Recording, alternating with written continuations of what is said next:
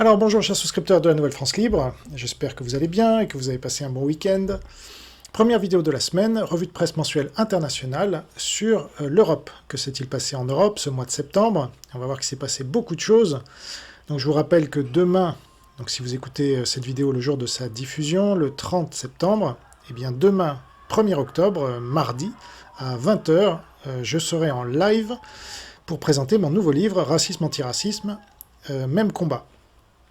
Et donc, en attendant, je vais vous faire cette revue de presse mensuelle internationale, où je vais parler de l'Allemagne, de l'Angleterre, de l'Espagne, de la France, de l'Italie, des Pays-Bas, des pays scandinaves, notamment du Danemark, de la Finlande, de la Norvège et de la Suède, ainsi que de la Suisse, de l'Union européenne et de l'OTAN, avec donc, toujours comme maintenant, c'est l'habitude, je rajoute les liens pour ceux qui souscrivent à 9 € par mois, qui puissent aller voir les sources et découvrir un peu tout ça.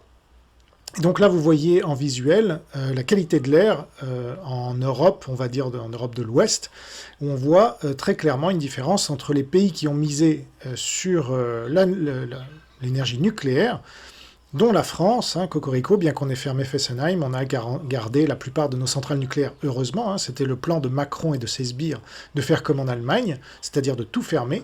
Alors ils ont réussi pour Fessenheim, alors que c'était flambant neuf, mais ils n'ont pas réussi pour le reste, et là ils misent tout évidemment aujourd'hui sur le nucléaire, mais regardez en Allemagne où il n'y a plus une seule centrale nucléaire, la qualité de l'air est pourrie.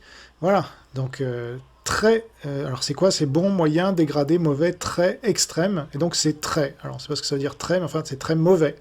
Donc l'Allemagne qui s'est fait avoir évidemment par cette propagande russo-chinoise, puisque les Russes leur ont filé de l'énergie pas cher.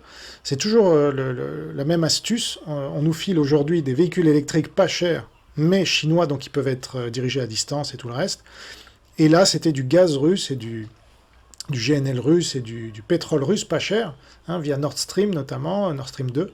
Et bien voilà, l'Allemagne, elle en est aujourd'hui à créer des usines à charbon et à polluer à mort. Donc là, pour les écolos, on repassera, mais les écolos ont joué leur rôle, vous voyez, d'idiots utiles, en disant, nous, on est contre la Chine et la Russie. Par contre, il faut arrêter les centrales nucléaires, parce que le nucléaire, c'est polluant. Ah bon? Alors que c'est l'énergie la moins polluante, justement, en termes de CO2, mais il parlait des déchets radioactifs. Enfin bref, on connaît toute cette propagande-là, alors que les pays qui polluent le plus sont la Russie et la Chine, mais ils n'en parlent jamais. Et donc voilà, vous connaissez la situation. Donc tout ce blabla sur le réchauffement climatique, c'est fait pour détruire l'industrie européenne.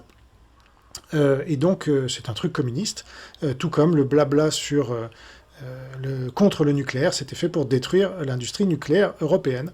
Donc il y a ceux qui sont tombés dans le piège, comme l'Allemagne, et puis il y a ceux qui ont quand même tenu, malgré tout, comme la France, l'Angleterre ou l'Italie et un peu l'Espagne.